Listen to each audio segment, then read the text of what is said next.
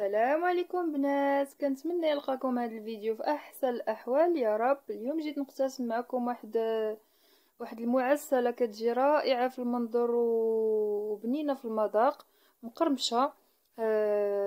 حلوه السبوله المعروفه. كنتمنى تنال اعجابكم.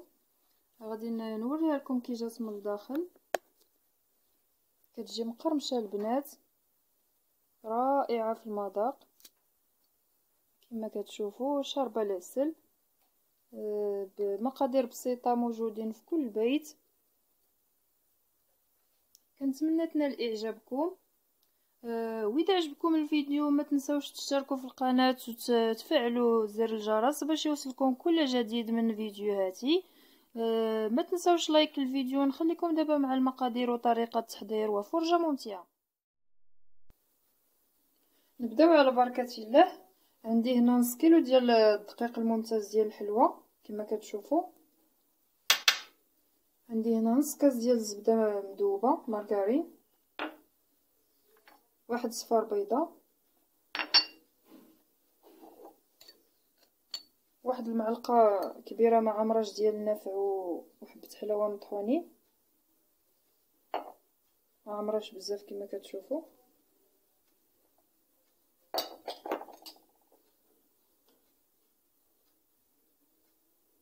واحد شويه ديال الخرقوم بلدي، واحد راس معلقه ديال الخرقوم بلدي،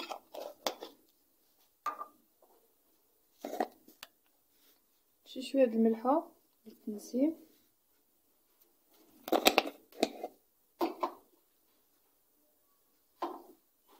عندي هاد روح الزر هذا غادي ندير منه واحد 3 ديال القطيرات، غادي نخلطو مع الزبده.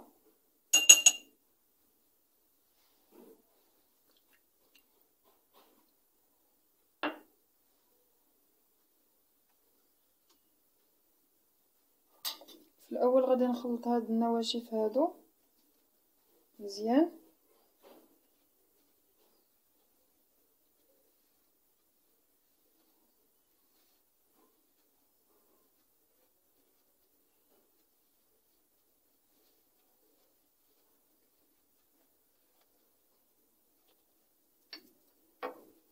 غادي نضيف هاد صفار بيضه،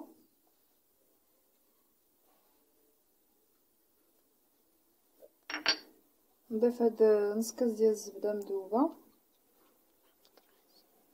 واحد الكاس ديال ما زهر،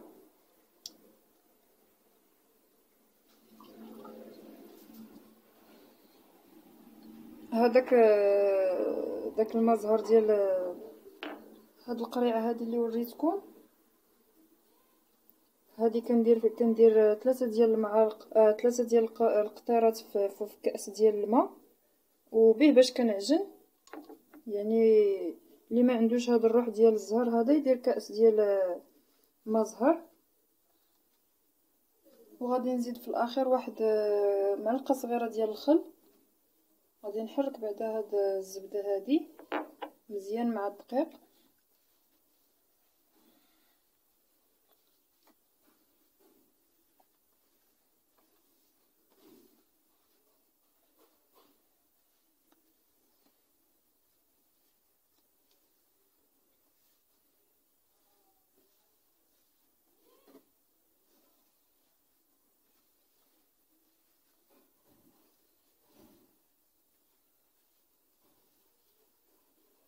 وغادي نبداو نضيفو في الماء كما قلت لكم اللي ضفت عليه هذوك الخطيرات. انا ضفتو في الزبده، يمكن لكم تضيفوه هكا في الماء عادي ولا تزيدوا ماء زهر ديال القرعه تضيفوا معاه واحد شويه د الماء تكملوا به العجينه.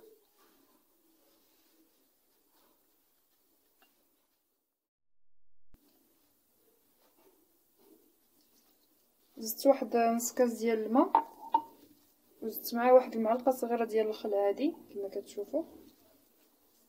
العجينه خاصها تكون شويه قاصحه بحال العجينه ديال الشباكيه.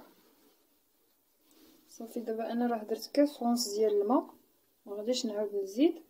غادي نجمع هاد العجينه مزيان وغادي نعاود نتلاقى معكم. اللي كنجمع العجينه البنات كنقسمها هكا واحد 3 ديال الحصص،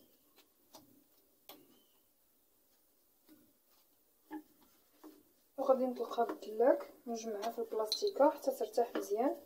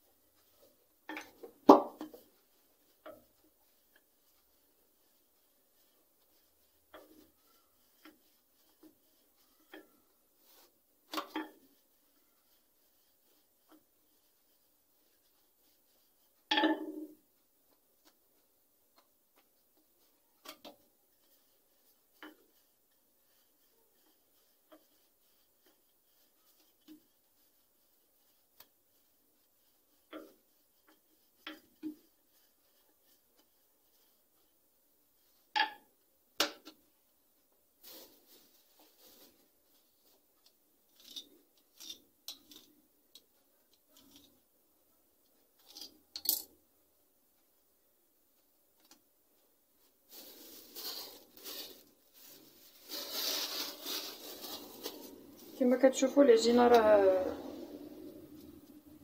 قاصحه، مخصهاش تكون رطبه.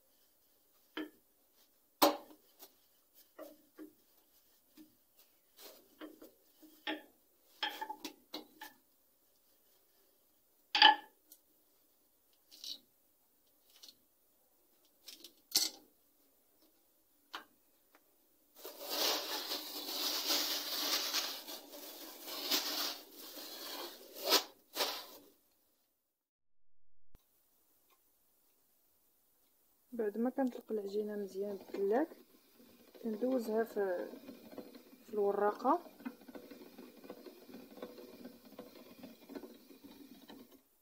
كنبدا بالنمره 5 حتى ل7 حتى تولي رقيقه مزيان بحال هاد السمك اللي كتشوفوا. كندوزها ب7 جوج د الخطرات.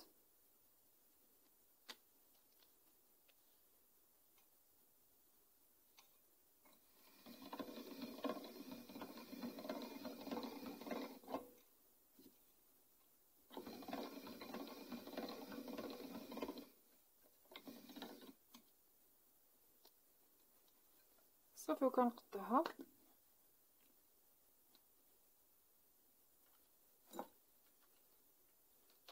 كنقاد لها بعدا الجناب.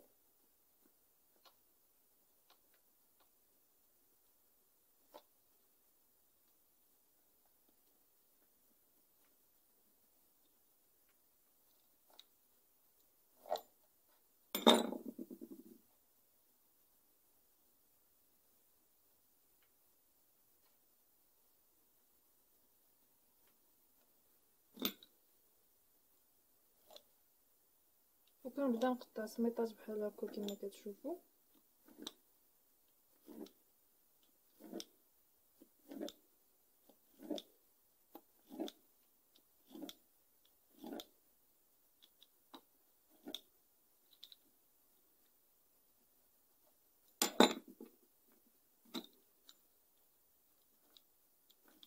كندير في وسطهم واحد الشريطه كما كتشوفوا، واحد القطعه هكا في الوسط. من بعد كنجمع وحده هكا كما كتشوفوا. كنزيد عليها الثانيه. نحاول نقرب لكم 3 ديال الوريقات وكنقلبهم بحال هكا وكياخذوا هذا الشكل هذا. وغادي نستمر بهذه الطريقه هذه.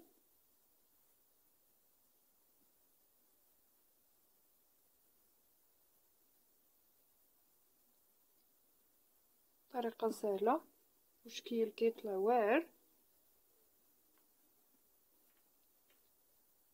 كيجي ساهل حسن من الشباكيه في الخدمه.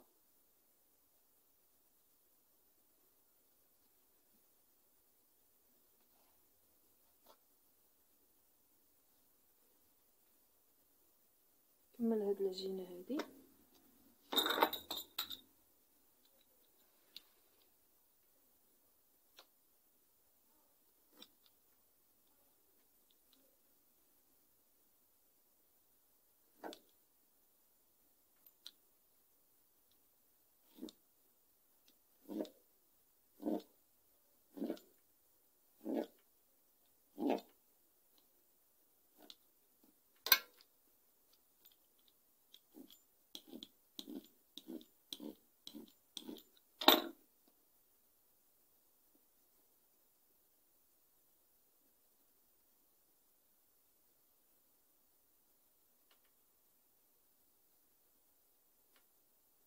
ملي كنجمعوها هكا كنديروها في واحد نجمعوها في واحد البلاستيكه، حيت هاد الحلوه هادي ماشي بحال الشباكيه خاصها تنشف، هادي خاصها تكون باقا هكا رطبه باش في القلي ما تعذبكمش.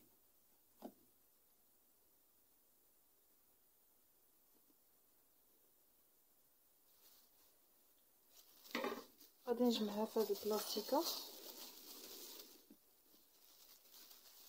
حتى نكمل هاد الكميه كلها اللي عندي. عاد نبدا نقلي وتشوفوا معايا العسل اللي وجدت. كنوجدو هكا نهار ولا يومين من قبل، انا 3 ايام هادي باش وجدته، باش يعني تكونوا متاكدين ان العسل ديالكم طايب مزيان وحتى الثقل ديالو هو هذاك. صافي دابا غادي نستمر بهذه الطريقه هذه حتى نكمل هذه الكميه كلها اللي عندي، وغادي نعاود نرجع معكم تشوفوا يعني فاش نبدا نقلي.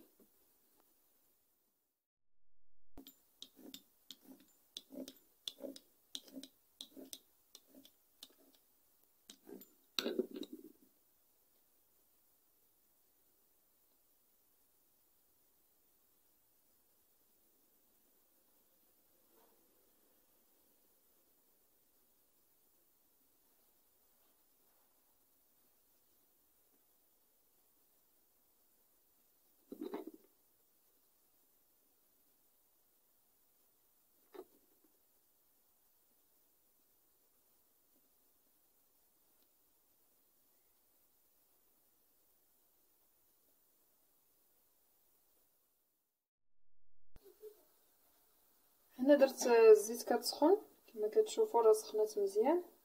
دابا غادي نبدا نقلي.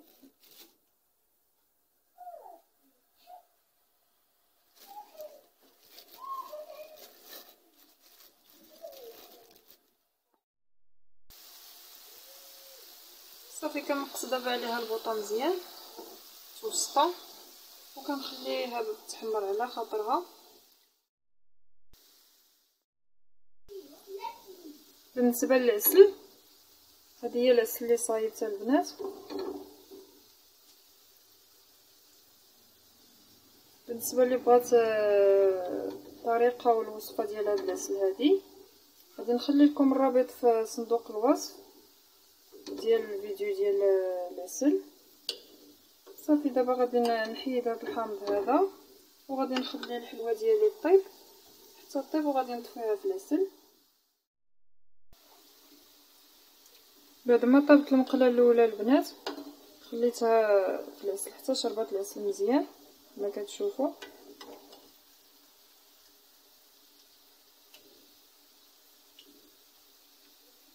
دابا غادي نحطها هنا في هذا الكسكاس.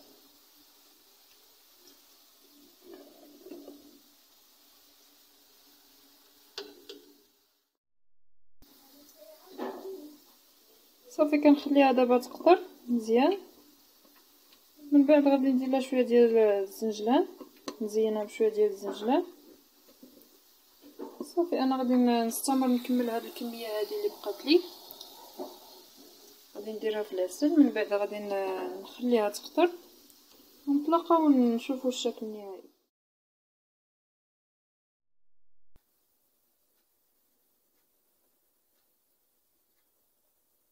هذا هو الشكل النهائي ديال الحلوه ديالي يا البنات، اولا حلوه السبوله. كنتمنى تنال اعجابكم وتجربوها، وكتعطي كميه كثيره كما كتشوفوا.